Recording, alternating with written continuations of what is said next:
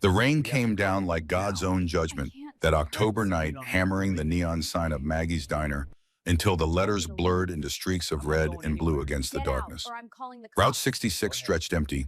In Here both you go. directions, Coffee's a nice and black hot. ribbon of Thanks, asphalt dear. glistening Smells under the great. You're storm. welcome. And Enjoy. somewhere in that darkness, thunder rolled like Whoa, distant nice artillery save. fire. Oh my gosh, I'm so Inside the diner, the sorry. fluorescent Hey, lights watch hummed it. their It was an tired song. accident. The clock on the wall read 11:32, 12 hours. That's how long Rain Holloway had been on her feet, moving between tables with a smile that had worn thin around the edges hours ago.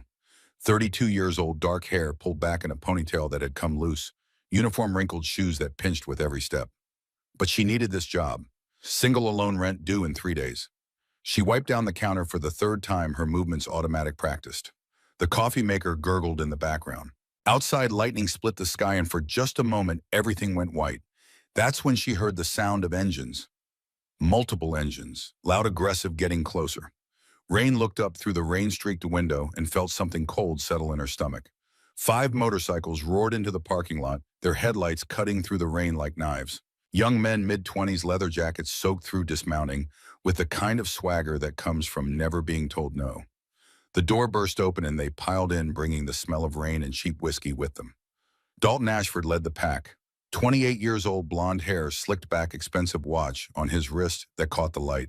Handsome in that entitled way some men have, where good looks have opened every door and excused every transgression. His father was the mayor. His brother was a deputy sheriff. In Redemption, Arizona, that made Dalton untouchable, and he knew it. Well, well, Dalton said, his voice carrying across the empty diner. Place still open, darling. Rain forced a smile back onto her face. Professional. Polite. Kitchen closes at midnight, gentlemen. But I can get you coffee. Coffee? Dalton laughed and his friends laughed with him. Pack animals, Rain thought. They moved to the largest booth, sliding on and spreading out, taking up space like they owned it. Now we want food. Burgers, fries, the works. I'm sorry, but the cook's already. The cook's still here. I can see him back there. Dalton pointed toward the kitchen window where old Pete was cleaning the grill. So cook, that's what you people do, right? The words hung in the air. You people. Rain's jaw tightened, but she kept her voice level. Sir, I can't. Dalton stood up too fast, and suddenly he was close. Too close. Rain could smell the whiskey on his breath, see the glassy shine in his eyes. Drunk. Very drunk. Did you just tell me can't? One of his friends whistled low. Another pulled out his phone, started recording. Just for laughs, probably. Everything was content these days. Everything was a joke. Please, Rain said quietly. I don't want any trouble. Then don't make trouble. Dalton's hand shot out, grabbed her wrist. Not hard enough to bruise, but hard enough to control. Hard enough to remind her who had the power here. We're customers. The customer's always right. Isn't that what they taught you? Rain tried to pull back. His grip tightened. Let go. Make me. It happened fast. Rain yanked her arm back hard, and Dalton, drunk and off balance, stumbled. His friends laughed. That made it worse. Nobody laughs at Dalton Ashford. Nobody makes him look stupid. His face went red. You bitch! He grabbed her apron, both hands this time, and pulled. Rain tried to step back, tried to get away, but her foot caught on the leg of a chair. She went down hard, and there was a sound like fabric tearing loud in the sudden silence. Her skirt. The side seam had ripped clean open from her hip down to mid-thigh. Rain hit the floor, one hand going instinctively to cover herself, the other catching her fall. Pain shot through her wrist. But worse than the pain was the humiliation, hot and sharp, as she looked up and saw them. Dalton standing over her, hands still clenched. His friends with their phones out, recording, grinning. The cool air on her exposed skin. She couldn't breathe. Couldn't think. Could only lie there on the dirty floor of Maggie's diner while 5 men laughed at her. One of them said something. She didn't hear the words, just the laughter. Outside, through the rain and the thunder, another sound cut through. Different from the sport bikes Dalton and his friends rode. Deeper. Older. The distinctive rumble of a Harley-Davidson. The laughter stopped. A single headlight appeared through the window, bright and steady. The engine cut off, and in the sudden quiet, Rain could hear her own breathing, ragged and desperate. The door opened. No dramatic entrance. No announcement. Just a man stepping out of the rain into the fluorescent light water, streaming off his leather jacket, his boots making wet prints on the linoleum. Corbin Thorne was 68 years old, but he didn't move like it. 6'2", shoulders still broad under the worn leather spine straight. His hair was steel gray, cut short, and his beard was the same neatly trimmed. His face was all hard angles and weathered lines carved by 68 years of living, not all of it easy. A scar ran down his right cheek, 3 inches long, faded white against tan skin. Gulf War 1991, a piece of shrapnel that should have killed him and didn't. His hands were what told the real story. Calloused, scarred knuckles that had been broken and healed crooked more than once. Mechanic's hands. Fighter's hands. Hands that had built things and broken things and learned over many years the difference between the two. On the back of his jacket, mostly hidden by the rain, was a patch. Faded, the edges frayed. Hell's Angels. But someone had taken a knife and cut a neat X through it. Not ripped off, not torn away in anger. Carefully removed. Deliberately. A statement. Corbin stood in the doorway for 3 full seconds, water dripping from his jacket, his eyes moving from Dalton to his friends to Rain on the floor, taking it all in with the calm that comes from seeing worse things in worse places. Then he moved, not rushed, not aggressive, just walking forward with purpose that made Dalton's friends instinctively step back. He shrugged out of his jacket as he crossed the room, the leather heavy with rain, and draped it over Rain's shoulders, covering her torn skirt, giving her back some dignity. His voice when he spoke was low and rough like gravel under tires. Go to the back, Rain. Lock the door. Rain looked up at him. She'd seen this man come into Maggie's 3-4 times a week for the past 3 years. Always polite, always tipped well, always sat in the same corner booth, drank his coffee, black-read the newspaper. Sometimes they'd talked. Small talk mostly. Weather, news, nothing deep.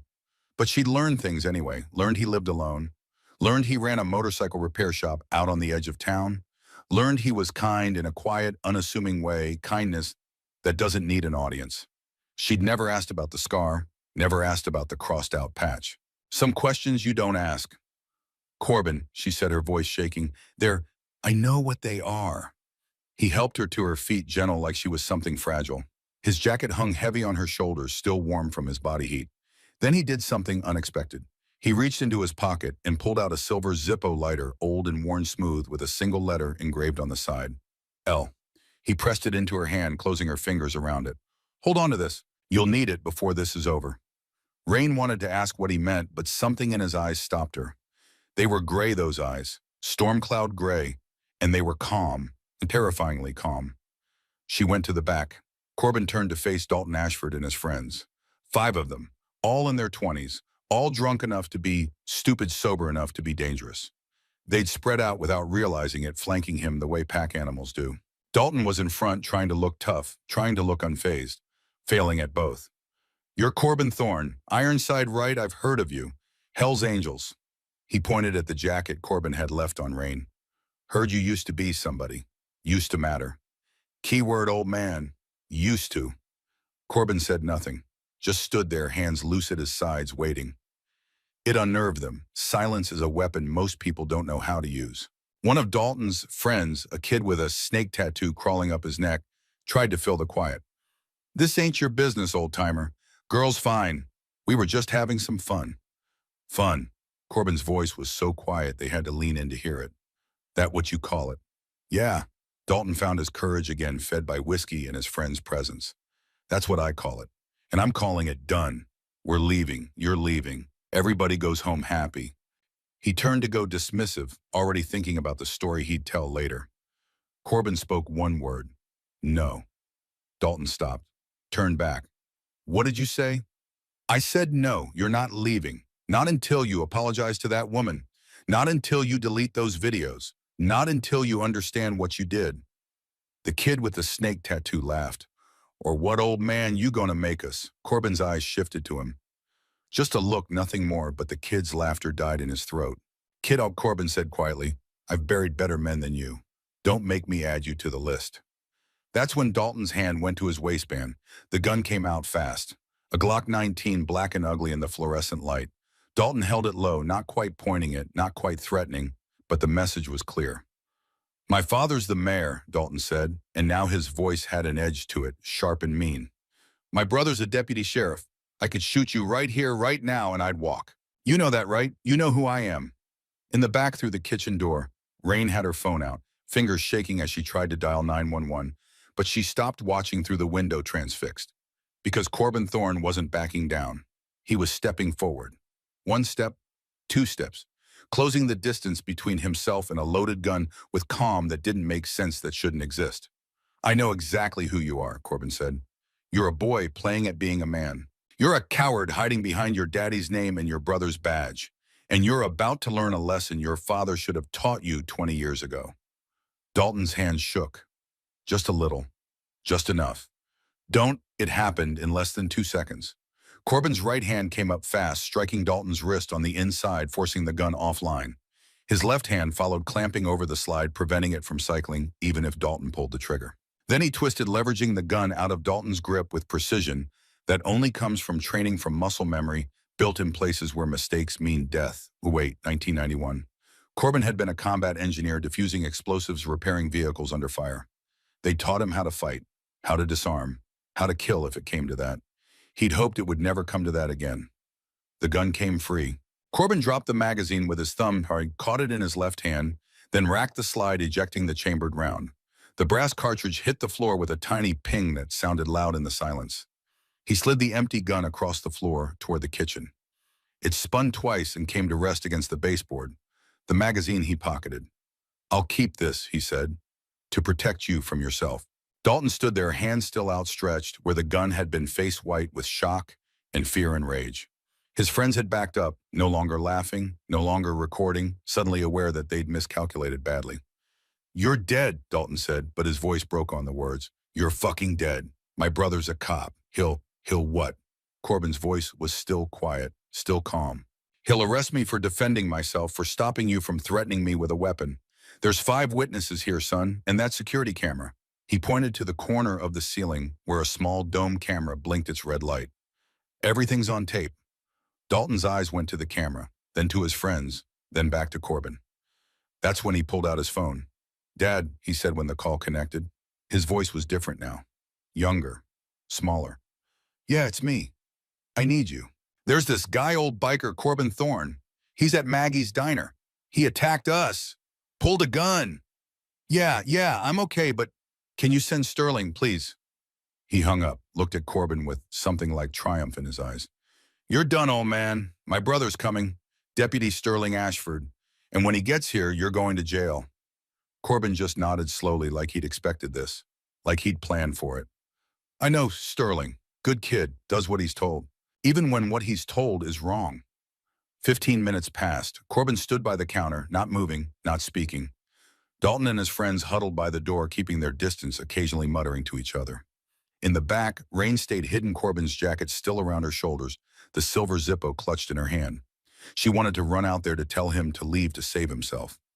But something kept her frozen. Maybe it was how he stood so still, so ready, like a man who'd made peace with whatever was coming. When the police cruiser pulled up, lights flashing red and blue against the rain, Corbin closed his eyes for just a moment. A breath. Just one. Then he opened them again, and the calm was back. Deputy Sterling Ashford came through the door with his hand on his service weapon, eyes scanning the room for threats. 33 years old, buzz-cut, clean-shaven uniform, crisp despite the rain. He looked like his brother. Same blonde hair, same sharp features. But where Dalton's eyes were cruel, Sterling's were just empty. Following orders. Doing his job. "Corbin Thorne," Sterling said, and his voice was flat, professional. "I need you to put your hands where I can see them." Corbin raised his hands slowly, palms out. "Sterling." "Don't." Sterling's jaw tightened. "Don't make this harder than it is. My brother says you pulled a gun on him, says you attacked him and his friends. That true? No. He's lying." Dalton stepped forward, animated now, playing to his audience. "He came in here, started threatening us, pulled a gun. There's witnesses. There's video." Sterling's eyes went to the security camera. "We'll need that footage." "Of course," Dalton smiled. "It'll show everything." But Sterling wasn't looking at Dalton anymore. He was looking at Corbin, and something complicated moved across his face. Conflict. Doubt. 20 years ago, Sterling Ashford had been 13 years old, riding his bike on Route 66 when the chain broke, and he'd been stranded 5 miles from town in 100-degree heat. Corbin Thorne had stopped, fixed the chain, given the kid water, drove slowly beside him all the way home to make sure he was safe. Sterling had never forgotten that. But his brother was his brother, and his father was the mayor. And Corbin was just Corbin, an old biker, a nobody. "I'm sorry," Sterling said, and he meant it. "I have to take you in. Put your hands behind your back." Corbin complied. No resistance, no complaint, just turned around and let Sterling cuff him, the metal clicking cold around his wrists. You have the right to remain silent. Sterling began reciting the words by rote. Anything you say can and will be used against you. From the back, Rain finally found her voice. No, he didn't do anything. They attacked me. Dalton ripped my skirt. Corbin was protecting me. Sterling's eyes went to her, saw the torn uniform, the jacket around her shoulders. Something shifted in his expression. Ma'am, are you willing to make a statement? Yes, I'll testify. I'll tell everyone what really. She's lying, Dalton said smoothly. She's his friend. She comes here all the time. She's covering for him. That's not. We'll sort it all out at the station, Sterling said, but his voice was weaker now, less certain. He guided Corbin toward the door, one hand on his elbow. Come on, Corbin, let's go. At the door, Corbin stopped, turned his head, looking back at Rain one last time. Don't cry for me, he said quietly. Cry for them. They don't know what's coming. Then he was gone out into the rain, into the back of the police cruiser, head ducked, hands cuffed behind his back. Rain stood there, Corbin's leather jacket heavy on her shoulders, his silver Zippo in her hand, and watched the taillights disappear into the storm. Behind her, she heard Dalton and his friends laughing, fist-bumping, already spinning the story into something they could brag about later. Already deleting the videos from their phones, every trace of what they'd really done. She looked down at the Zippo. In the fluorescent light, she could see the engraving clearly now. Not just an L, a name, Lenora, and beneath it a date, 2011, 13 years ago. Whatever this lighter meant to Corbin Thorne, it meant enough that he'd carried it every day for 13 years. Meant enough that he'd given it to her, a virtual stranger, in his moment of need. Hold on to this. You'll need it before this is over. Rain closed her hand around the lighter and made a decision. This wasn't over, not by a long shot. The Redemption County Jail was a squat concrete building on the east side of town, built in the 70s and not updated much since. Corbin sat in the holding cell, hands uncuffed, now back against the cinder block wall, eyes closed. But he wasn't sleeping. He was remembering. The memories came in flashes, not chronological, not orderly, just fragments of a long life lived hard. 17 years old. Tucson, 1973. His father's Harley leaking oil in the parking lot. The old man dead 6 months, crushed under an engine block.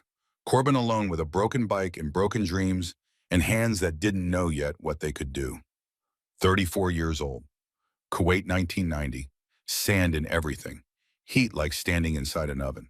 The moment the shrapnel hit his face, and he absolutely knew he was going to die right there in the desert. The medic was shaking hands, stitching him up while mortars fell.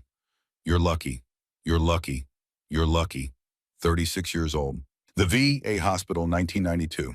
Lenora with her dark hair going gray and laugh lines around her eyes, asking him if he was okay. Really okay, and nobody had ever asked him that before. Not like she meant it. 55 years old. 2011. Lenora in the hospital bed, wasting away, squeezing his hand with what little strength she had left. Promise me. No more violence. Choose love. Choose kindness. And yesterday, last night, Rain on the floor, Dalton standing over her. The choice, walk away or step in.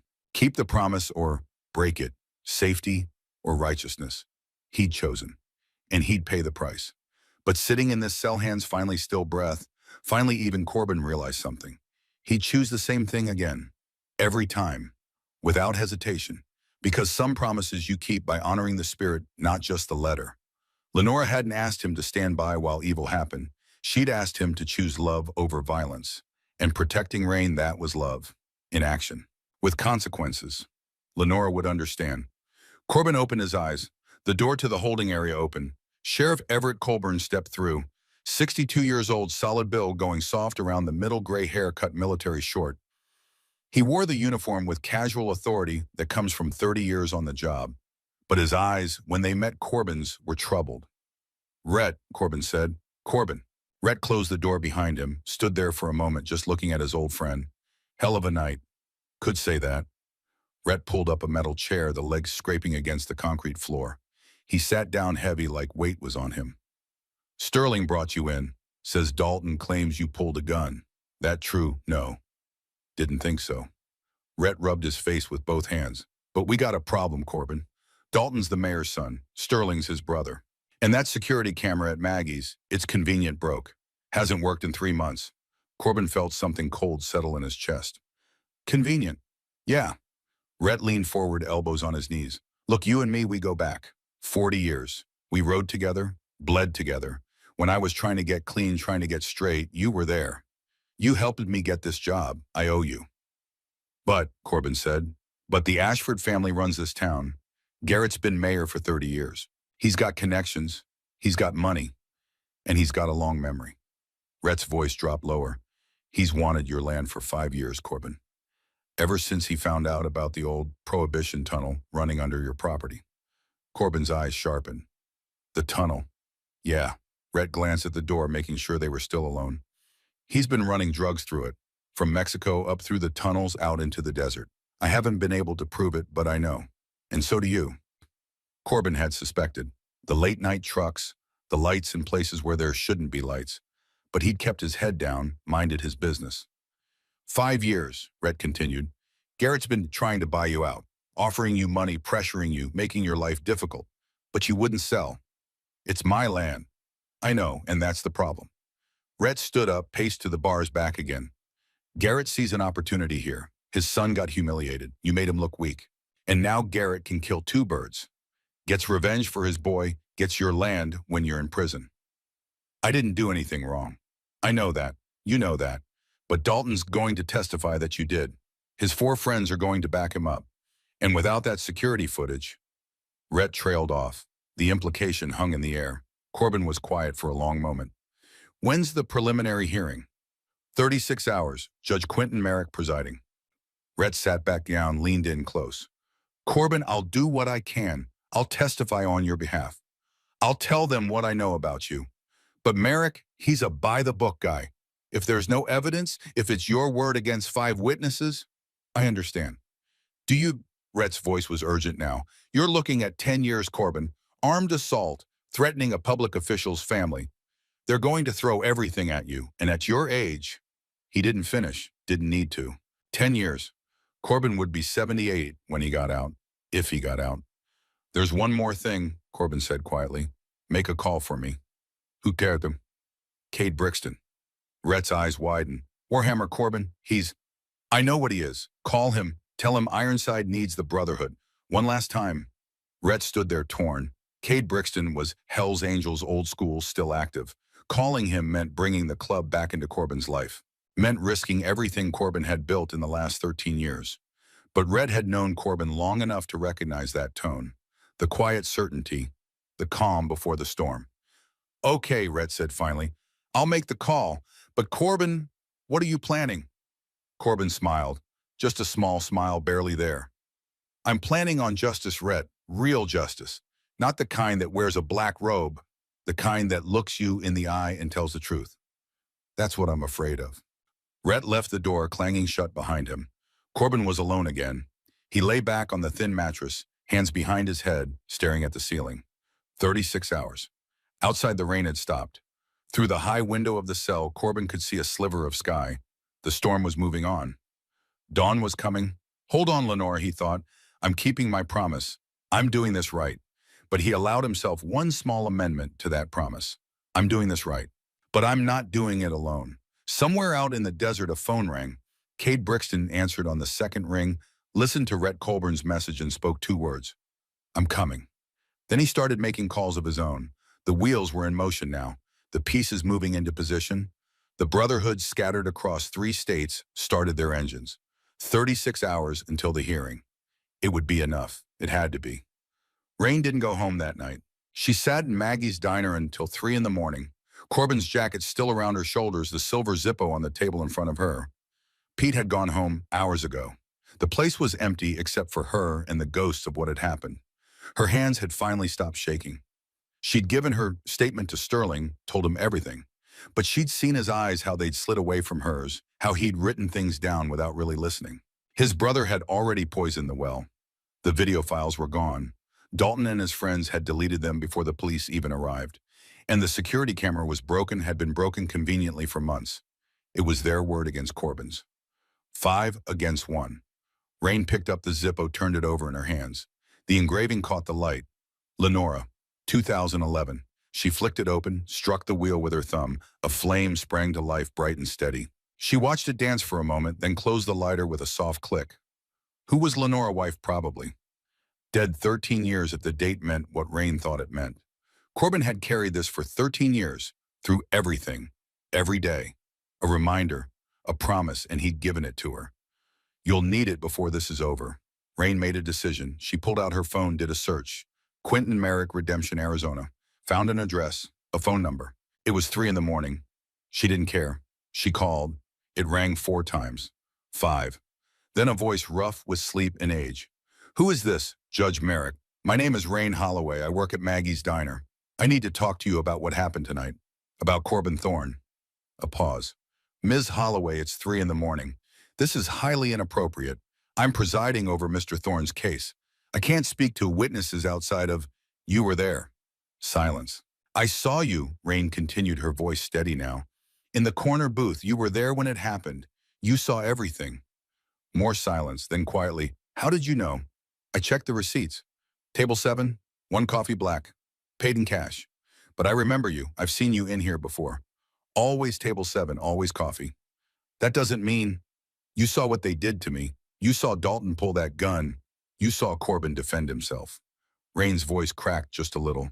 Please, he's a good man. He helped me.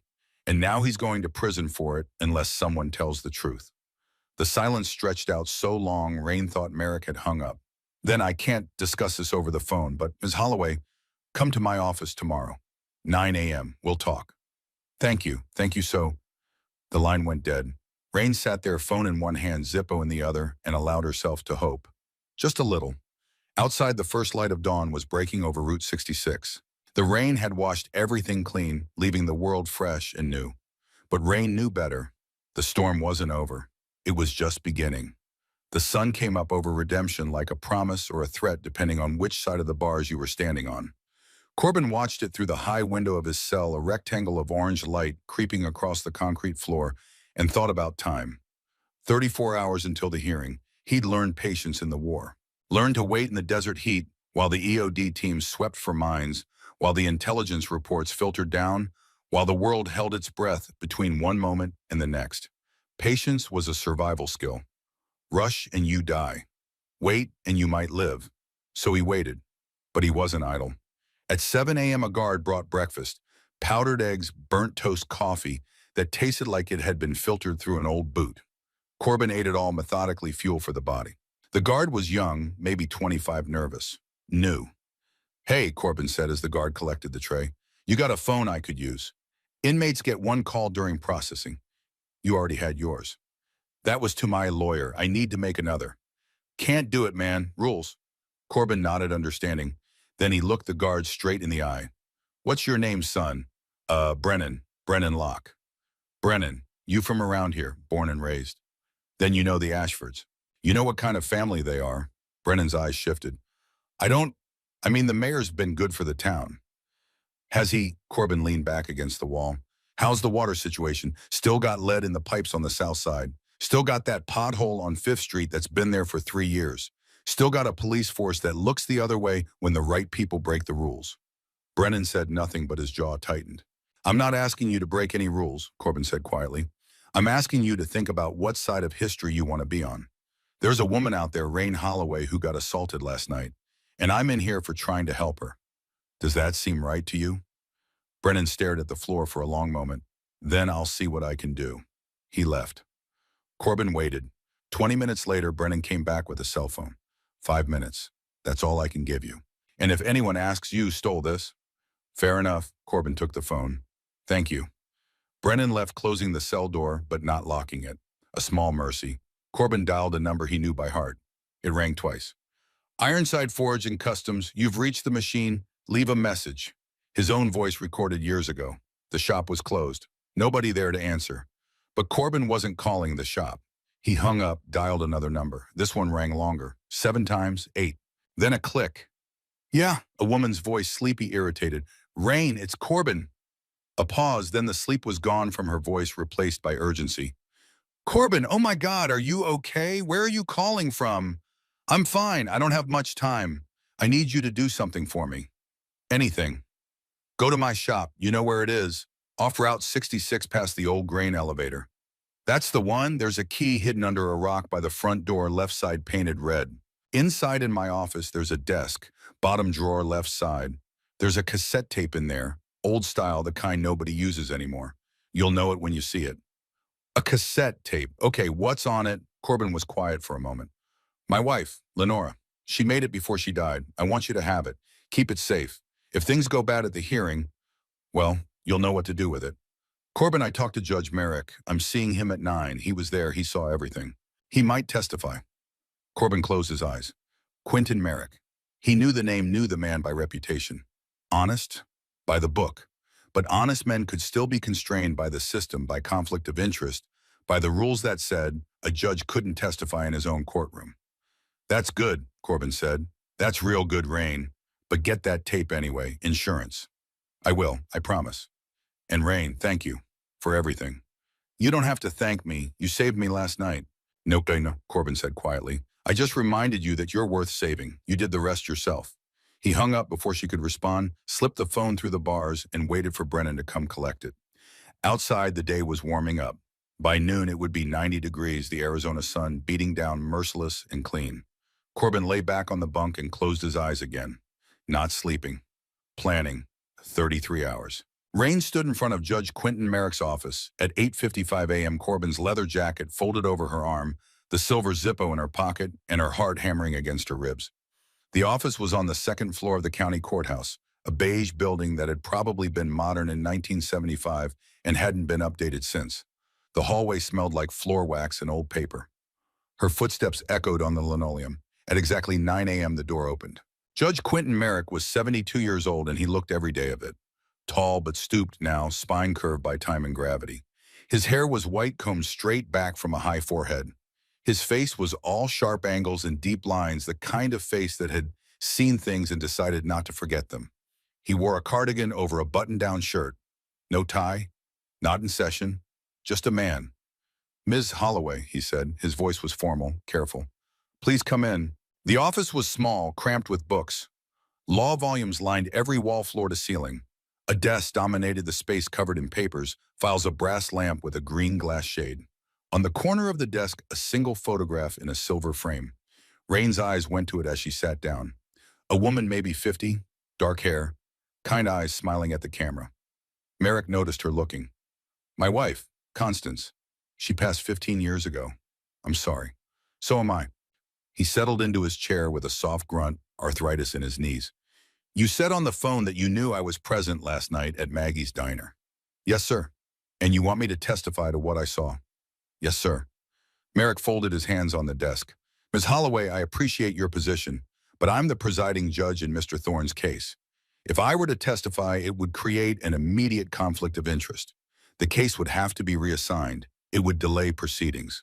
And frankly, it would give the defense grounds for appeal regardless of the outcome. Rain felt hope draining away. So you can't help. I didn't say that. Merrick's eyes, pea blue, behind wire-rimmed glasses, met hers. I said there are complications. But Ms. Holloway, I want you to understand something. I've been a judge in this county for 32 years. I've seen a lot of injustice. Too much of it I've let slide because I told myself it wasn't my place to intervene outside the courtroom. I told myself the system would work, that truth would prevail. He reached out, touched the photograph of his wife with one finger. My wife, Constance, was killed by her first husband before she met me. Domestic violence that escalated to murder. She survived barely. Left him, rebuilt her life. We met 5 years later, married, had 20 good years together before cancer took her. Rain didn't know what to say. The man who hurt her, Merrick continued, he was the son of a county commissioner. He got 3 years, served 18 months. The system protected him because of who his father was. And I watched that happen, and I did nothing because I wasn't the judge on that case and it wasn't my place to intervene. His hand fell away from the photograph. I swore then that I would never let that happen again. That if I ever had the power to stop injustice, I would use it, regardless of the consequences. He looked at Rain. Last night I watched Dalton Ashford assault you. I watched him pull a gun on a man who was trying to help you. I watched his friends record it and laugh. And I sat there in my corner booth and I did nothing. You couldn't have known. I knew. His voice was hard now. I knew exactly who Dalton was. I've had him in my courtroom twice before. DU. I dismissed because of insufficient evidence. Assault dismissed because the victim suddenly refused to testify. I knew what kind of man he was, what kind of family he came from, and I still did nothing. Rain leaned forward. Then help now, please. Merrick was quiet for a long moment. Then he opened a drawer in his desk, pulled out a legal pad, and started writing. I can't testify in my own courtroom, he said as he wrote, but I can recuse myself from the case. Declare a conflict of interest. Force the court to assign a new judge. And before I do that, I can make a statement, an affidavit, detailing exactly what I witnessed. Will that work? I don't know. It's irregular. The prosecution will fight it. Garrett Ashford has enough influence to cause problems, but it's a start. He finished writing, signed the bottom with a flourish. I'm also going to do something else, something I should have done years ago. He picked up his phone, dialed a number. Yes, this is Judge Quentin Merrick. I need to speak with the regional office of the FBI, Organized Crime Division. I have information regarding drug trafficking operations in Redemption County. Yes, I'll hold. Rain's eyes widened. The FBI. Garrett Ashford has been running this town like his personal fiefdom for 30 years. If there's drug trafficking happening, and I believe there is, then it's a federal matter. Local law enforcement can't be trusted to investigate their own mayor. He weighted phone to his ear. Then, yes, hello, my name is Quentin Merrick. I'm a county judge in Redemption, Arizona. I'd like to report the suspected criminal activity involving a public official. Rain sat back, mind racing. This was bigger than she'd thought. Bigger than Corbin, bigger than Dalton, bigger than one assault in a diner. This was 30 years of corruption coming home to roost. Merrick talked for 20 minutes detailing suspicions, patterns, incidents. When he hung up, he looked older, more tired, but also somehow lighter. They're sending someone, he said. It'll take time, might not be before the hearing, but they're coming. In the meantime, Ms. Holloway, I suggest you find every piece of evidence you can. Talk to anyone who was there, because this isn't going to be easy. I understand. Do you? He fixed her with that pale blue stare. The Ashfords will come after you. They'll try to discredit you, frighten you, make you disappear. You need to be ready for that. Rain thought about the torn skirt, the laughter, the feeling of powerlessness on that diner floor. Then she thought about Corbin, calm and steady stepping between her and danger. I'm ready, she said. Merrick nodded slowly. Then go. Find your evidence. And Ms. Holloway, be careful. The cassette tape was right where Corbin had said it would be. Rain found the key under the red-painted rock, let herself into Ironside Forge and Customs. The shop smelled like motor oil and metal shavings and something else, something harder to define. History, maybe. Or ghosts. The main floor was a workspace. 2 motorcycles in various states of disassembly tools hung on pegboards, parts organized in bins. Everything clean, everything in its place. A mechanic's space. A craftsman's space. The office was in the back, a small room with a desk, a filing cabinet, a calendar on the wall from 2019 that nobody had bothered to update. Rain sat in Corbin's chair and pulled open the bottom left drawer. The cassette tape was in a clear plastic case labeled in neat handwriting. Lenora, February 2011. Rain held it up to the light. Inside, she could see the brown magnetic tape spooled tight. Ancient technology. She didn't even know if she could find a player for it. Then she noticed something else in the drawer. A photograph face down. She picked it up, turned it over. A woman smiled at the camera, maybe 50 years old, dark hair shot through with gray, wearing scrubs, a stethoscope around her neck. Nurse Rain guessed, and next to her, younger, less gray in the beard, was Corbin, his arm around her shoulders, both of them squinting into the sun. Happy. Rain felt something catch in her throat. This was what Corbin had lost. This was what he'd been carrying for 13 years. She put the photograph and the tape in her bag, locked up the shop, put the key back under the rock. Then she sat in her car for a long moment thinking. Corbin had said the tape was insurance, that she'd know what to do with it. But to use it, she needed to be able to play it, and she needed people to hear it. She pulled out her phone, made a call. Redemption Electronics. This is Frank. Hi, Frank, this is Rain. Do you still repair old audio equipment? Depends on how old. Cassette player. A pause. Wow, yeah, I can do that. Might take me a day or two to find parts, though. I need it faster. Today, if possible, I'll pay extra. Must be important. It is. All right, bring it by. I'll see what I can do. Rain drove to the electronics shop, a cluttered store on Main Street run by a retired engineer who couldn't stand the idea of throwing anything away. She handed over the cassette, explained what she needed. Frank turned it over in his hands, careful like it was something precious. This is old school. Haven't seen one of these in years. Give me 2 hours. I've got a player in the back I can refurb. Thank you. Hey, Rain. Frank looked at her over his reading glasses. I heard what happened in the last night at Maggie's. I'm sorry. Word traveled fast in a small town. I'm okay. That Thorne guy, he's good people. Fixed my bike once, charged me half what anyone else would have. Hope he gets a fair shake. Me too. Rain left the shop, got back in her car, and just sat there for a moment. 2 hours. She had 2 hours to kill. She thought about going home, changing, maybe sleeping. She'd been up for 26 hours straight. Her body was screaming at her to rest, but her mind wouldn't let her. Instead, she drove back to Maggie's diner. The day shift was in full swing. The place was packed, people drinking coffee, eating breakfast, talking in low voices. Everyone knew what had happened. Everyone had an opinion. Rain walked in, and the conversations died. Pete was behind the grill, same as always. He looked up, saw her, and something complicated crossed his face. Guilt, maybe. He'd been in the back when it happened, hiding, protecting himself. She couldn't blame him. He was 68 years old, a cook, not a fighter. But she couldn't forgive him either. Rain, Pete said, you okay? No, but I will be. She looked around the diner. I need to ask everyone something.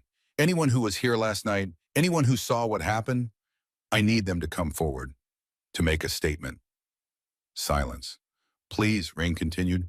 Corbin's in jail for helping me. If you saw the truth, if you know what really happened, please, tell someone. Tell the police. Tell the judge. Tell anyone who'll listen. More silence. Then a woman in the corner booth stood up. Middle-aged, worn hands waitress uniform from the diner across town. I was here, came in for coffee, on my break. I saw it. Saw that Ashford kid grab you. Saw the old guy step in. Will you testify? The woman hesitated. The Ashfords, they got a lot of power. I know, but Corbin doesn't have any power, just the truth, and he needs people to speak it. The woman thought about it. Then slowly she nodded. Okay, yeah, I'll testify. Thank you. What's your name? Jolene. Jolene Briggs. Rain wrote it down, one witness. It wasn't much, but it was something. Nobody else came forward. She left Maggie's with a knot in her stomach and hope burning small and fragile in her chest. 300 miles away in a garage outside Las Vegas, Kate Brixton hung up the phone and looked at the dozen men gathered around him. They were all old. Not retirement home old, but the kind of old that comes from living hard. 60 to 70, 75, gray beards and weathered skin and eyes that had seen things most people only read about. Hell's Angels. Original chapter. The ones who'd been there when it meant something, before it became a brand, before it became a joke. That was Red Colburn, Kate said. His voice was gravel and whiskey rough from 50 years of cigarettes and desert wind. Sheriff in Redemption says Ironside needs us. A man in the back, 72 years old with a prosthetic leg from a bike crash in '89, spoke up. Ironside left the club 30 years ago. Why should we ride for him? Kate fixed him with a look. Because in 1987, when your bike went down on I-40 and caught fire, who pulled you out? Who got you to a hospital before you bled out? The man was quiet. Corbin Thorne saved half the lives in this room at one point or another, Kate continued. He left the club, yeah, but he left honest. No betrayal, no secrets sold. Just walked away because he wanted to live different. We all knew it was coming. Hell, we respected it. He looked around the garage. Now he's in trouble. Some mayor's kid framed him trying to take his land, and Corbin's facing 10 years in prison for a crime he didn't commit. What are we supposed to do? Another man asked. Storm the jail. No, we're not 20 anymore. We can't fight that fight. Cade smiled, slow and dangerous. But we can show up. We can stand there visible and remind that town that Corbin Thorne isn't alone, that he's got brothers, and brothers don't forget. Murmurs of agreement rippled through the group. We ride at dawn, Cade said. Full colors, full chapter. We show redemption, what loyalty looks like. They started their engines. By midnight, they were gathering at the Nevada-Arizona border. 27 motorcycles, 27 men average, age 68. They looked like they belonged in rocking chairs, not on Harleys. But when they rode like the years fell away, like they were young again, and the road was theirs, and nothing could stop them. Cade led the pack, his bike, a 1985 shovelhead that he'd rebuilt 6 times and would rebuild 6 more if he had to. Behind him rode men with names like Gravedigger and Smokestack and rusty names they'd earned decades ago and never shed. They stopped once at a gas station just inside Arizona to fuel up and stretch legs that didn't bend like they used to. A state trooper pulled in, saw the colors tensed. Cade walked over, hands visible, non-threatening. Evening officer, just passing through. The trooper looked at them. 27 old men in Hell's Angels patches. Where you headed? Redemption. That's Ashford territory. I know. The trooper studied Cade for a long moment. Then surprisingly he nodded. Heard about what happened. With Corbin Thorne. Heard he got a raw deal. You heard right. Well, the trooper tipped his hat. Ride safe, gentlemen, and stay out of trouble. Always do, Cade lied. They rode on through the night, at the desert opening up around them, stars overhead like diamonds spilled across black velvet. The temperature dropped and they pulled on extra layers, but nobody complained. This was what they'd signed up for 40, 50 years ago. Brotherhood, loyalty, the code. They reached Redemption at 4 in the morning. Just as Rain was finally falling asleep in her apartment, the cassette tape playing softly in the background, Lenora's voice filling the room with memories of love and loss. The bikes rolled into town silent as they could be, which wasn't very silent, but quiet enough not to wake everyone. They found the courthouse, the jail attached to it, and they parked. 27 motorcycles in a neat row. Then they dismounted, set up camp on the lawn, and waited for the sun. When Corbin woke at dawn, Brennan was at his cell door, eyes wide. You need to see this, the young guard said. He led Corbin to a window that overlooked the front of the building. Below on the courthouse lawn was a camp. Tense, small fires, men moving around with coffee cups and quiet conversation. And motorcycles. Dozens of them all in a line, all perfectly aligned. Corbin saw the colors on the jackets and felt something he hadn't felt in 13 years. Pride. Who are they? Brennan asked. My past, Corbin said quietly, coming to meet my present. Somewhere in that crowd, Cade Brixton looked up, saw Corbin's face in the window, and raised a hand in salute. Corbin raised his hand back. The Brotherhood had come. By 8 a.m., the entire town knew. You couldn't miss 27 Harleys parked in front of the courthouse. You couldn't miss the men in Hell's Angels colors, sitting quiet and patient on the lawn. The police tried to move them. You can't camp here, it's public property. We're not camping, Cade said mildly. We're exercising our First Amendment right to peaceful assembly. You're intimidating people. We're sitting, drinking coffee, breaking no laws. Cade smiled.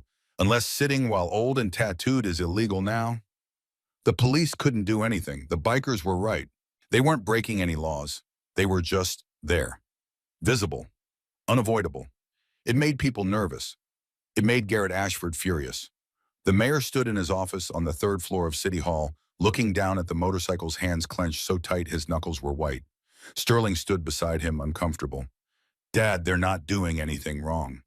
They're sending a message that Thorne has backup, that we should be scared.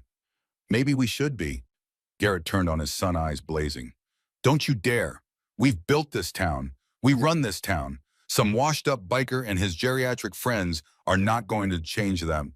But the FBI has nothing. Judge Merrick can make all the phone calls he wants. Without evidence, they can't touch me. Sterling wasn't so sure. What about the tunnel? What about the shipments? Shut down until this blows over. We go dark, keep our heads down, and in 3 months, when everyone's forgotten about this, we start back up. Garrett moved to his desk, sat down heavy. Right now, we focus on the hearing. Dalton testifies his friends back him up, and Thorne goes to prison. Once he's gone, once his land is ours, the rest will fall into place. And the girl, Rain, what about her? She's talking to people, trying to find witnesses. Garrett waved a dismissive hand. Nobody will testify against us. They know better. But even as he said it, he wasn't sure, because downstairs outside 27 old men sat in silent judgment, and their presence changed the calculus. Fear was still a powerful tool, but shame, it turned out, was stronger. At 2 p.m., Rain picked up the refurbished cassette player from Frank's shop. He'd done a beautiful job cleaning the heads, replacing the belt, getting it working like new. You want to test it? Frank asked. Not here, but thank you. She drove back to her apartment, set up the player on her kitchen table, and pressed play. The tape hissed for a moment. Then a voice came through, soft and warm and tired. Hi, baby. It's me, Lenora. If you're listening to this, I'm gone. And I'm sorry. I'm so sorry I had to leave you. But I want you to know something. These 20 years with you were the best years of my life. You made me happy, Corbin. You made me believe in second chances. Rain sat down listening. I know you think you're broken. I know you carry guilt about the things you did when you were young, the people you hurt, the life you lived. But baby, you're not that person anymore. You haven't been for a long time. You're kind. You're gentle. You're the man I fell in love with, the man I'm proud to call my husband." The voice paused and Rain could hear breathing labored painful. "I'm making this tape because I know you, Corbin Thorne. I know you'll blame yourself for my death. You'll think you should have done more, seen it sooner, saved me somehow. But you can't save everyone, baby. Some things are just bigger than us." A long pause. "What you can do is keep living, keep being good, keep helping people, because that's who you are now. That's the man I know. And if you're listening to this, if you're in trouble, I want whoever hears this to know my husband is the strongest man I've ever met. Not because he can fight, but because he chose not to. He chose love over violence. He chose family over anger. He chose light over darkness every single day for 20 years. Rain felt tears on her cheeks. If you're helping him, thank you. If you're judging him, please don't. He's earned his peace. He's earned his redemption. And if he stumbled, if he fell, if he made a mistake, remember that we all have. The measure of a man isn't his mistakes, it's what he does after." The tape hissed into silence. Rain sat there for a long time, crying quietly in her kitchen, holding a piece of someone else's love story in her hands. Then she dried her eyes, rewound the tape, and made a decision. Tomorrow at the hearing, this tape would be heard, no matter what it took. Night fell over redemption. The bikers kept their vigil, rotating shifts, keeping watch. Inside the jail, Corbin lay on his bunk and stared at the ceiling. 12 hours until the hearing. Rhett came by at 10 p.m. off the clock, out of uniform. He slipped into the cell block, nodded at Brennan, and sat down across from Corbin. "Hell of a thing," Rhett said, gesturing vaguely toward the front of the building. "The Brotherhood showing up like that. Kate always did have a flair for the dramatic. They're going to be there tomorrow. Front row. All of them." Corbin smiled faintly. "Good. Rain came to see me today," Rhett continued. "She's got a witness, Jolene Briggs. And she's got something else, a tape. Your wife." Corbin's eyes closed. "She found it." "What's on it?" "The truth about who I am, who I was, who I'm trying to be." He opened his eyes. "It's evidence, Rhett. Character evidence. It might not be enough, but it's something." Merrick recused himself, filed an affidavit saying he witnessed the assault. The court's assigning a new judge. "Who? Don't know yet. Should find out in the morning." Corbin thought about that. A new judge could be good or bad. Could be someone honest or someone in Garrett's pocket. No way to know. "You ready for this?" Rhett asked. "I've been ready for 30 years. This is just the final exam." Rhett stood to leave, then paused. "Corbin, no matter what happens tomorrow, you did good. You saved that girl. You stood up when it mattered. Lenora would be proud." "I hope so." After Rhett left, Corbin tried to sleep but couldn't. His mind was too full. Memories and plans and hopes and fears all tangled together. He thought about Kuwait, about the moment the shrapnel hit his face, the burning pain, the certainty that he was going to die right there in the desert sand. He thought about the medic, barely more than a kid, stitching him up with shaking hands, saying, "You're lucky, you're lucky, you're lucky." He thought about coming home and realizing he didn't fit anymore. Didn't fit with the Hells Angels, didn't fit with civilian life, didn't fit anywhere. He thought about meeting Lenora, the way she looked at him, really looked at him and seen something worth saving. He thought about 18 years of marriage, of quiet mornings and hard work and simple happiness. He thought about her dying slowly, painfully, and the promise he'd made. No more violence. And he thought about last night, about seeing Rain on that floor, seeing Dalton standing over her and knowing that he had a choice. Walk away, keep his promise, stay clean, or step in. Risk everything. Do what was right. He'd chosen right. Whatever happened tomorrow, he'd chosen right. And that was enough. In her apartment, Rain packed a bag, the cassette tape carefully wrapped, the Zippo lighter, a notepad with Jolene Briggs' contact information. Corbin's leather jacket folded neatly. She set her alarm for 5 a.m. Then she lay down exhausted and fell into a dreamless sleep. Across town in the mayor's mansion, Garrett Ashford poured himself a scotch and stood at the window looking out at the lights of redemption. His town, his kingdom. One old man wasn't going to take that away. Tomorrow, Corbin Thorne would be convicted. The bikers would leave. Life would go back to normal. It had to. Because if it didn't, if this fell apart, if the FBI really did investigate, if the tunnel was discovered, if the decades of corruption came to light, Garrett drank his scotch and didn't let himself finish the thought. Everything would be fine. It always was. At the courthouse in the camping circle, Cade Brixton sat by a small fire and cleaned his bike's chrome with a soft cloth. Ritual? meditation. Around him, his brothers did the same. Cleaning bikes, checking oil, tightening bolts. Preparing. Tomorrow wasn't going to be a fight. Not with fists or weapons. Tomorrow was going to be a fight of presence, of standing witness, of making sure that when justice was decided, it was decided in full view of people who gave a damn. And if it went wrong, well, they were old, but they weren't dead yet, and some things were worth fighting for. The night deepened, stars wheeled overhead. The desert breathed its ancient breath, patient and eternal. And in a cell in the Redemption County Jail, Corbin Thorne finally slept. He dreamed of Lenora. She was young in the dream, healthy, smiling. They were in the garage, and she was handing him tools while he worked on a bike, and she was laughing at something he'd said, and everything was perfect. Then she faded, and he was alone with the bike and the work and the understanding that some things you can fix and some things you can't, but you keep working anyway. Because that's what mechanics do. That's what survivors do. That's what men do when they've made promises to the dead. He woke at dawn to the sound of Brennan opening his cell. "Time to go," the young guard said. "Hearing's at 9. They're transporting you over now." Corbin stood, stretched the stiffness out of his back, and followed Brennan out into the morning light. Through the windows, he could see the bikers already awake, already moving, already putting on their colors and their boots and their game faces. The Brotherhood, his past, his present, maybe if things went right, his future. The transport van waited outside. Corbin climbed in, hands cuffed in front of him, this time a small mercy. As they pulled away from the jail toward the courthouse, he saw them.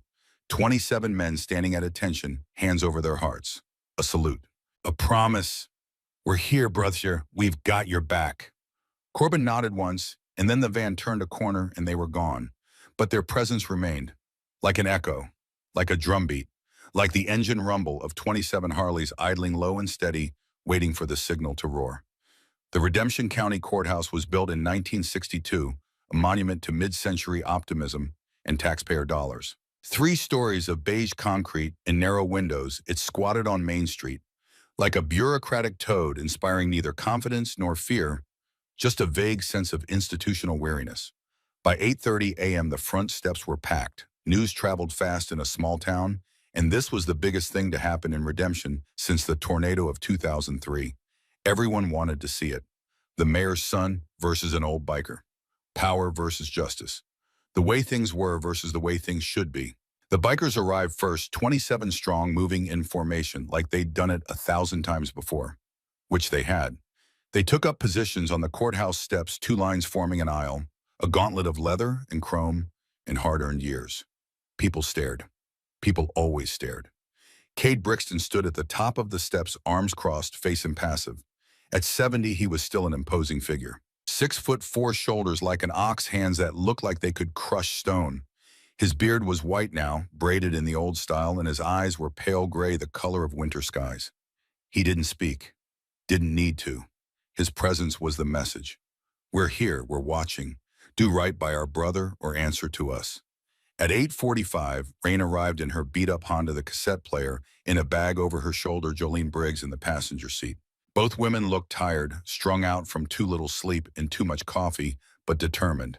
They climbed the steps and the bikers parted for them, nodding respect. Cade stepped forward. "You're Rain," he said, not a question. "Yes." "Corbin spoke highly of you, said you had spine. He saved my life. He's good at that." Cade glanced at the bag. "You got something in there that'll help." "I hope so." "Hope's good. Evidence is better. You got both." "We'll see." Cade smiled just a little. "Good answer. Go on in. Front row, left side. That's where his people sit." Rain and Jolene entered the courthouse, footsteps echoing in the marble lobby. Everything smelled like floor wax and old justice, if justice had a smell. Up the stairs, 2nd floor, courtroom C. The room was already half full. Curious townspeople, reporters from the regional papers, a TV crew from Phoenix, looking for a story. And in the front row, right side, sat the Ashfords. Garrett in the center, 65 years old and groomed like a senator. Expensive suit, silk tie, hair, perfect. He looked like money and power, and the kind of confidence that comes from never being told no. Beside him, Dalton, cleaned up, sober, wearing a button-down and khakis like a college boy. His eyes found Rain and he smirked. Just a little smirk, enough to say, "I won, you lost. Get used to it." Rain looked away before she did something stupid. She and Jolene sat down on the left side, front row. The cassette player sat on the bench between them, incongruous and anachronistic, a relic from another age. At 8:55, a side door opened, and Corbin was let in. He wore an orange jumpsuit, hands cuffed in front, chain at his waist. But he walked with his head up, spine straight, and when his eyes found Rain, he nodded once. "Thank you, I see you, I remember." They sat him at the defendant's table. His lawyer, Brennan Locke, sat beside him, young, nervous, out of his depth, a public defender who'd drawn the short straw and gotten the case nobody wanted. "Mr. Thorne," Brennan said, leaning in close, "I've reviewed the evidence, or lack thereof. I have to be honest with you, this doesn't look good." "I know. The prosecution has 5 witnesses. We have 1, maybe 2, if the judge allows certain testimony. And without that security footage—" "I understand, Brennan. Just do your best." The young lawyer nodded, swallowed hard, and shuffled his papers. At exactly 9 a.m., the bailiff stood. "All rise." The Honorable Judge Catherine Stedman presiding. Everyone stood, and through the door behind the bench came a woman who made Garrett Ashford's confident smile falter just for a second. Judge Catherine Stedman was 61 years old, 5'6", and built like a high school principal who'd seen everything twice and wasn't impressed either time. She had steel gray hair, cut short, no makeup, reading glasses on a chain around her neck. She wore her robes like armor.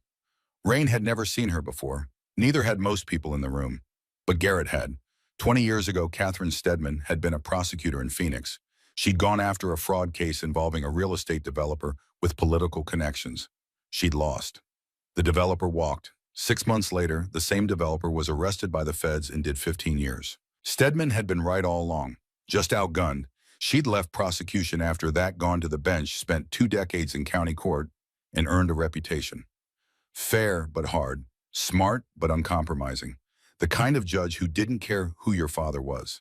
The court system had assigned her this morning emergency replacement for Merrick's recusal. Garrett didn't know if that was good luck or bad. Stedman sat, arranged her papers, and looked out over the courtroom with eyes that missed nothing. "Be seated," she said. Her voice was crisp, efficient. "This is a preliminary hearing in the matter of the state of Arizona versus Corbin Thorne. Mr. Thorne is charged with assault with a deadly weapon, brandishing a firearm, and terroristic threats. Prosecutor, are you ready to proceed?" The prosecutor stood. Marcus Val, 52, slick hair, expensive suit. He worked for the county, but everyone knew he worked for Garrett. "Yes, Your Honor." Defense, Brennan stood shakily. "Yes, Your Honor." "Then let's begin. Prosecutor, call your first witness." Vale smiled. "The state calls Dalton Ashford." Dalton stood, walked to the witness stand, placed his hand on the Bible, swore to tell the truth. The whole truth, nothing but the truth. Then he sat down and started lying. "Mr. Ashford," Vale said, "please describe the events of the evening in question." Dalton leaned into the microphone, voice steady, rehearsed. "My friends and I stopped at Maggie's Diner around 11:30 p.m. We'd been riding wanted coffee. When we came in, the waitress, Rain Holloway, seemed nervous. We ordered, and she said the kitchen was closed. And then we were disappointed, but we understood. We were getting ready to leave when Corbin Thorne came in. He immediately started yelling at us, accusing us of harassing the waitress. We tried to calm him down, but he was agitated, aggressive."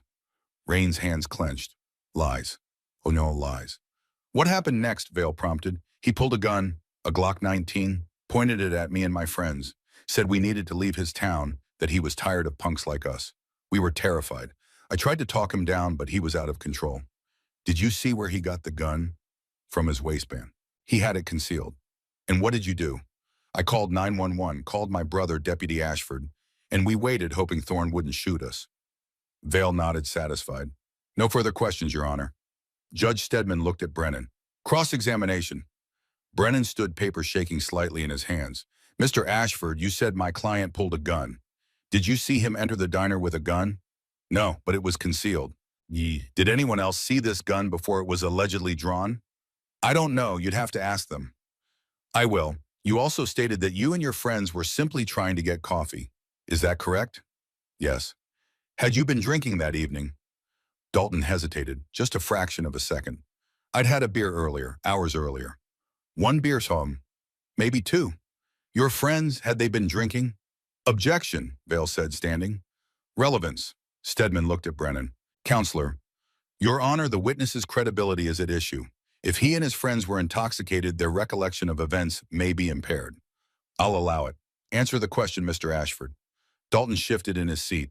Yes, they'd been drinking. We all had, but not much. We were fine. Fine, Brennan repeated. Yet you can't remember how many beers you had personally. It was two. I'm sure it was two. Brennan let that sit for a moment. Then, Mr. Ashford, when Miss Holloway refused to serve you, how did you react? I was disappointed but polite. You didn't raise your voice. No. You didn't touch her. No, absolutely not. You didn't at any point grab her apron or her clothing. No. Brennan walked back to the defense table, picked up a piece of paper. Your Honor, I'd like to submit as evidence a photograph taken by Ms. Holloway immediately after the incident, showing damage to her uniform consistent with forceful tearing. Vale was on his feet. Objection, foundation, chain of custody. Stedman held out her hand. Let me see it. Brennan handed over the photo. Rain had taken it in the bathroom at Maggie's right after. The torn skirt, the ripped seam clear as day. Stedman studied it. I'll allow it as evidence of Ms. Holloway's state after the incident. Continue, Mr. Locke. Thank you, Your Honor. Brennan turned back to Dalton. Mr. Ashford, if you didn't touch Ms. Holloway, how do you explain this damage to her clothing? I don't know. Maybe it was already torn. Maybe she did it herself for sympathy. A murmur ran through the courtroom. On the left side, Kate Brixton's jaw tightened. You're suggesting Ms. Holloway tore her own clothing to frame you. I'm saying I didn't do it. And the gun you claim my client pulled, where is it now? Dalton blinked. I don't know. You don't know. The police didn't recover a gun from Mr. Thorne, did they? He must have ditched it before they arrived. In the 5 minutes between when you called your brother and when he arrived, my client, a 68-year-old man, somehow hid a gun so well that a police search of the premises found nothing. Objection, Vale said. Speculation. Sustained. Move on, Mr. Locke. Brennan nodded. No further questions. Dalton stepped down looking less confident than when he'd started. Vale called his next witnesses. The four friends. One by one, they took the stand. One by one, they told the same story. Corbin had attacked them, threatened them, pulled a gun. But Brennan was ready now, finding his rhythm. He asked each one about their drinking, about how much, when, where. He asked about the gun, where it was, why no one had seen Corbin with it before he allegedly drew it.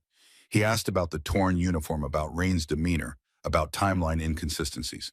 And slowly, piece by piece, the story started to crack. One witness said Corbin pulled the gun from his jacket. Another said his waistband. A third couldn't remember.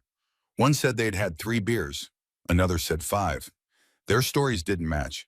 By the time the fourth witness stepped down, even Vale was looking worried. Judge Stedman called a 15-minute recess. People stood stretched, whispered. The reporters scribbled notes. The TV crew filmed reaction shots. Rain sat frozen hands on the cassette player. Kate appeared at her shoulder. You're doing good. Hang in there. It's not enough, is it, their testimony? Maybe not, but you got something else. Use it. When the time's right. He disappeared back into the crowd. Stedman returned. Prosecutor, any more witnesses? No, Your Honor, the state rests. Defense, you may call your witnesses. Brennan stood. The defense calls Rain Holloway. Rain's heart hammered as she walked to the stand. She swore the oath, sat down, tried to breathe. Brennan's voice was gentler with her. Ms. Holloway, please tell the court what happened on the night in question. And she did. All of it. The harassment, the grabbing, the torn skirt, Corbin stepping in calm and protective, Dalton pulling the gun first, Corbin disarming him. The truth. When she finished, the courtroom was silent. Then Vale stood for cross-examination. Ostoy, Holloway, you're friends with the defendant, correct? I know him. He's a regular at the diner. Would you say you have a relationship? He's kind to me. We talk sometimes. So you have a personal interest in seeing him acquitted. I have an interest in the truth. Vale smiled, patronizing. The truth as you see it. But Ms. Holloway, you were emotional that night. Upset. Is it possible your recollection is colored by that emotion? No, I know what I saw. You say Mr. Ashford grabbed you, but is it possible there was simply a misunderstanding? Perhaps he reached for something, you pulled away, and your uniform caught on something. That's not what happened. But you can't be certain. You were scared, you said so yourself.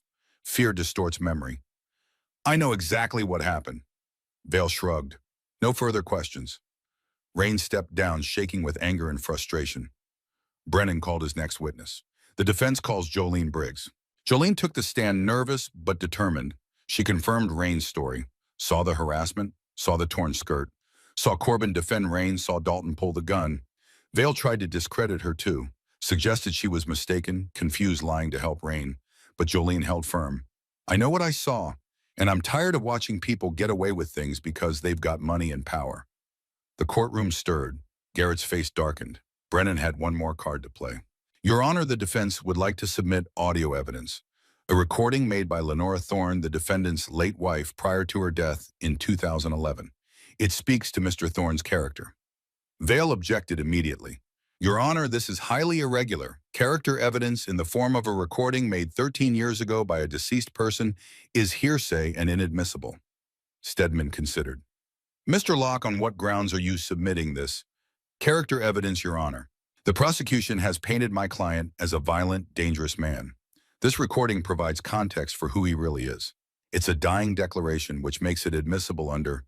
It's not a dying declaration about this case, Vale interrupted. It's irrelevant. Stedman removed her glasses, cleaned them slowly. The courtroom held its breath. I'm going to allow it, she said finally. This is a preliminary hearing, not a trial. The standards are different. I want to hear it, but Mr. Locke, it had better be relevant. It is Your Honor, thank you.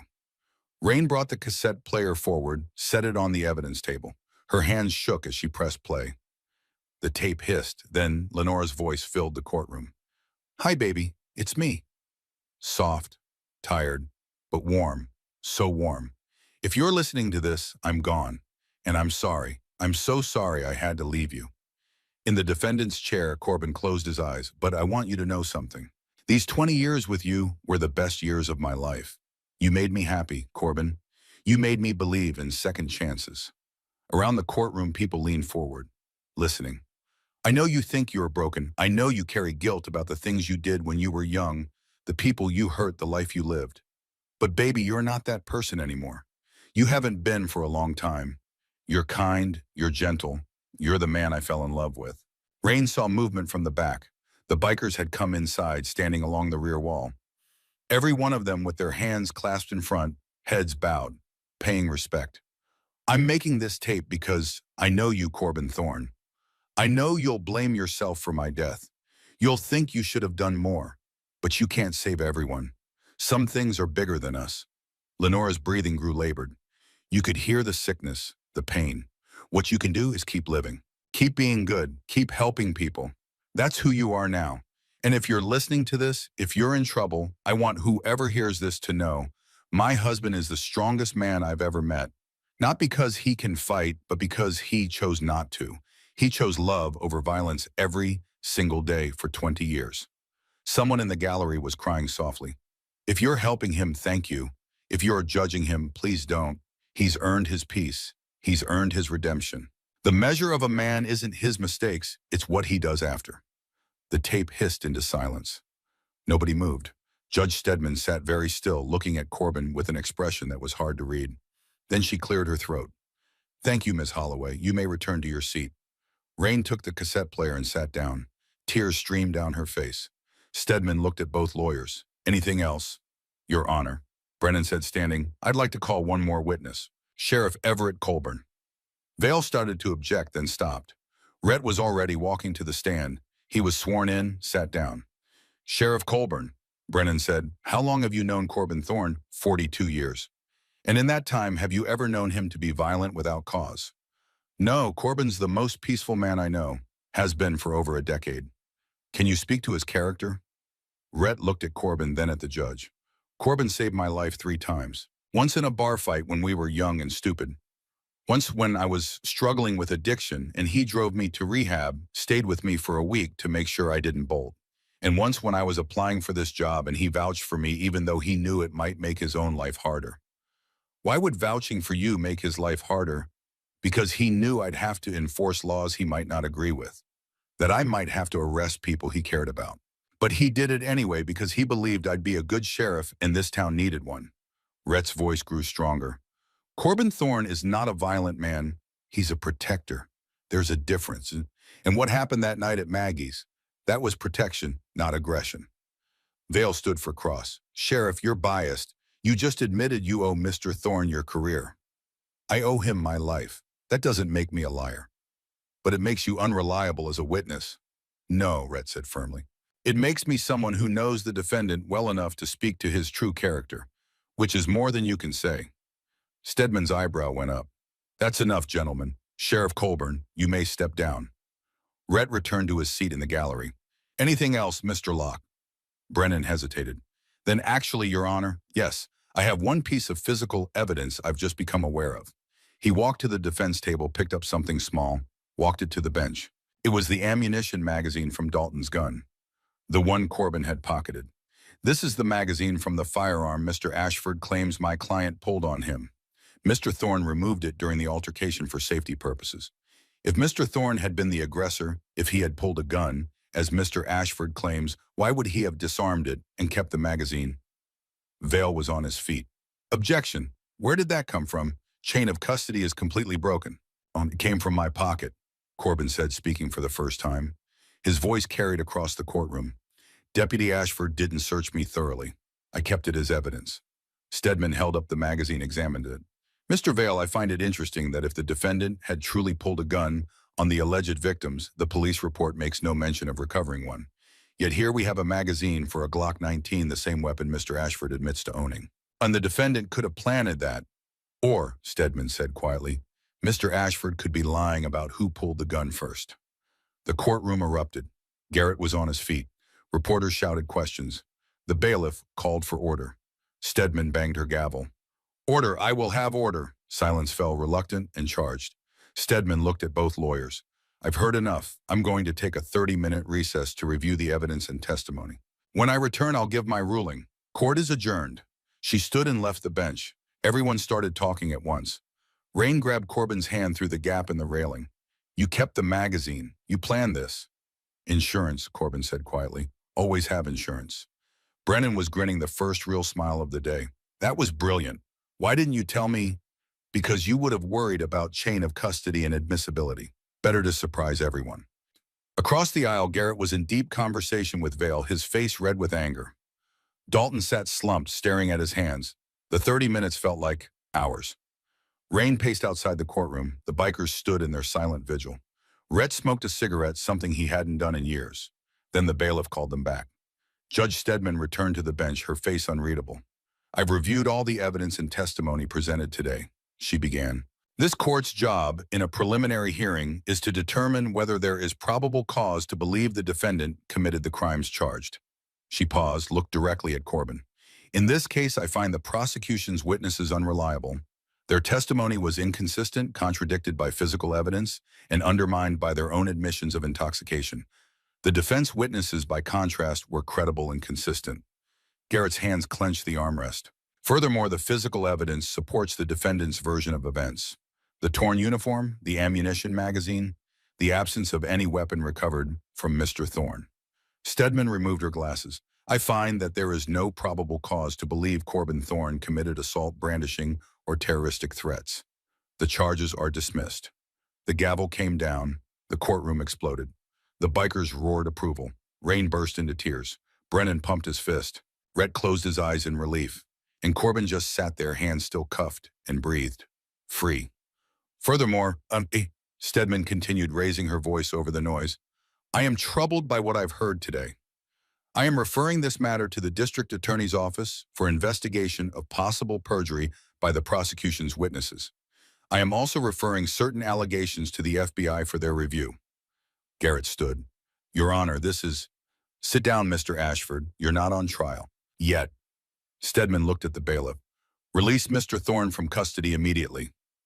They unlocked the cuffs. Corbin stood, rubbing his wrist. Rain ran to him, threw her arms around him. He held her, awkward, paternal. Thank you, she whispered. Thank you for everything. You saved me, kid, not the other way around. The bikers filed in, surrounding Corbin. Kate clapped him on the shoulder, hard enough to hurt. Told you we'd be here. Never doubted it. Across the room, Garrett was leaving, Dalton and Vale following. His empire wasn't crumbling yet, but the first cracks had appeared. And sometimes that's all it takes. Judge Stedman gathered her papers, looked once more at Corbin. Their eyes met. She nodded just slightly. Justice for once had been served. But it wasn't over. Not quite. Outside the courthouse, the press descended. Cameras, microphones, questions shouted from every direction. Corbin pushed through them, silent Kate and the bikers forming a protective barrier. They made it to the bikes. Corbin's Harley was there, brought by Rhett from the impound. He swung his leg over the settled into the familiar seat, gripped the handlebars. Home. Where you headed? Kate asked. Shop. I got work backed up. Just like that, back to normal. Corbin smiled. What else is there? Cade laughed, shook his head.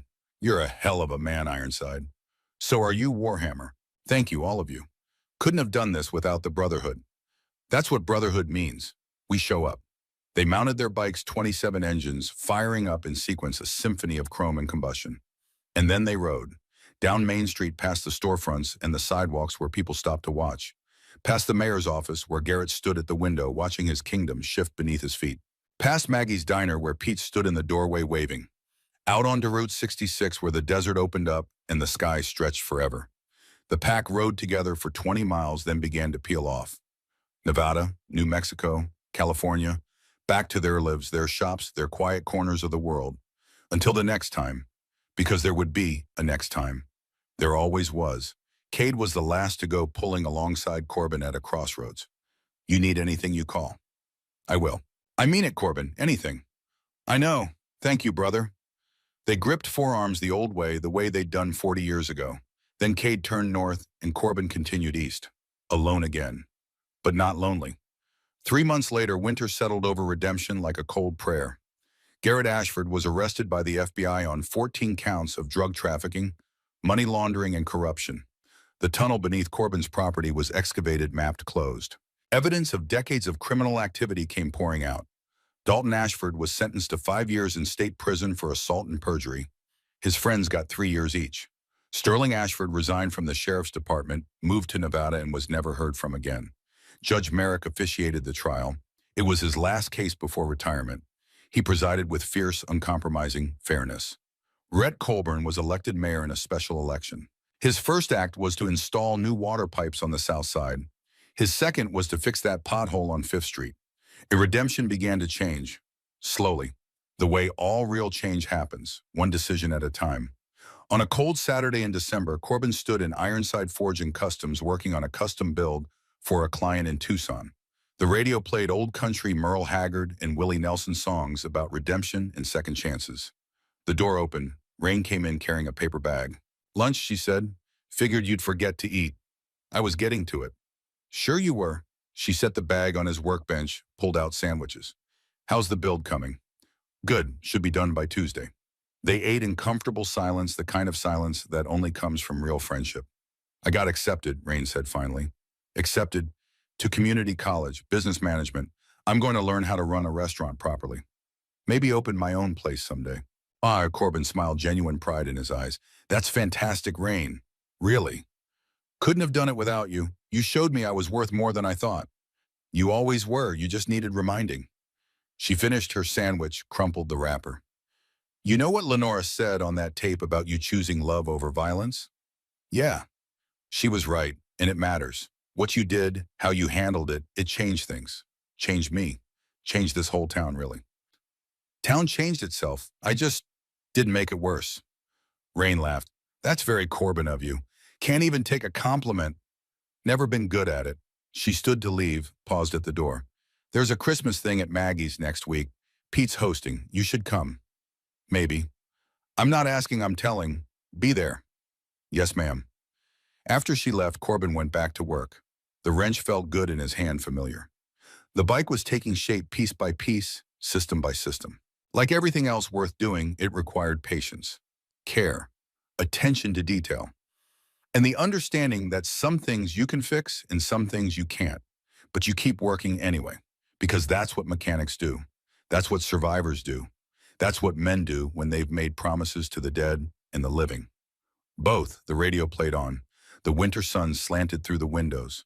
The bike gleamed under his hands. And Corbin Thorne, 68 years old, former Hells Angel, former soldier, former a lot of things worked until the light faded.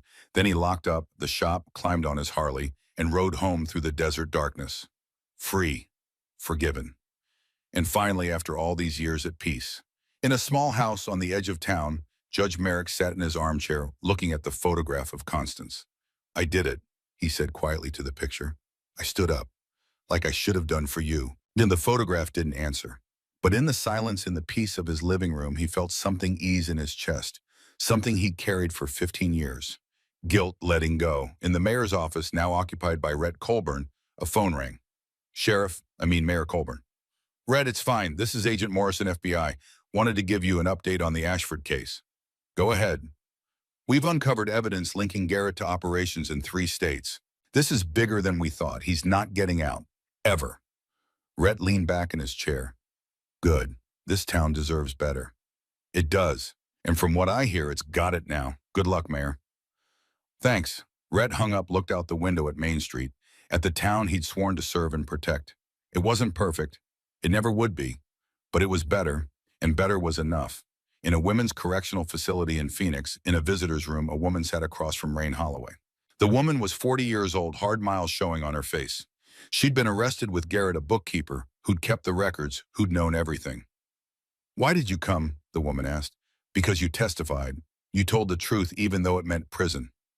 That took courage. Or stupidity. No, courage. Rain slid a piece of paper across the table. When you get out, if you need a job, call this number. It's mine. I'm opening a restaurant. I could use someone who knows numbers. The woman stared at the paper. Why would you help me? Because someone helped me, and I'm passing it on. The woman's eyes filled. She took the paper, clutched it like a lifeline. Thank you. Thank you for doing the right thing. And in a federal prison in Colorado, Garrett Ashford sat in a cell and thought about power. He'd had it for 30 years, wielded it like a weapon, built an empire on fear and money and the certainty that rules didn't apply to him. All of it gone, taken by an old man with a motorcycle and a promise to a dead wife. Garrett didn't understand it, didn't understand how Corbin had won, didn't understand how the system he'd controlled for decades had turned on him. But in the dark of the cell, in the silence of federal custody, he had plenty of time to think about it. And no answers came, only the slow grinding truth that empires fall. Always, eventually, inevitably. Christmas came to redemption with snow rare and beautiful. The party at Maggie's was crowded, warm, full of laughter and food and the kind of community that comes from surviving something together. Corbin sat in his usual booth, coffee black, watching people. Rain moved through the crowd, hosting, smiling. Rhett told stories about his first weeks as mayor. Jolene Briggs introduced her daughter to Judge Merrick, who smiled and shook the girl's hand with grandfatherly kindness. Even Pete had come around, apologizing to Corbin for not standing up that night for hiding. I was scared, Pete had said. I know, most people are. But you weren't. Oh, I was terrified. I just didn't let it stop me. Now in the booth nursing his coffee, Corbin felt something he hadn't felt in 13 years. Contentment. Not happiness, exactly. He'd never be happy the way he was with Lenora. That kind of joy was gone. But contentment, peace, the knowledge that he'd done right, kept his promises, and somehow made it through. His phone buzzed, a text from Cade. Merry Christmas, brother. Roads are calling. Might swing by Arizona in the spring. Corbin smiled, texted back. Doors always open. He put the phone away, drank his coffee, and watched the snow fall outside the window. 70 years old in a few months. A lifetime behind him. However much time left ahead. And every day, every single day, a choice. Violence or kindness, anger or peace. The man he used to be or the man he'd become. Corbin chose. The same way he'd chosen every day for 13 years. The same way he'd choose tomorrow. And all the tomorrows after that. Until the road ran out. Until the engine stopped. Until the final mile was ridden and the last wrench set down and the work at last was done. But not today. Today there was coffee, there was snow, there was community, there was Rain catching his eye across the room, mouthing thank you one more time. There was life. And life, Corbin had learned, was enough. More than enough. It was everything.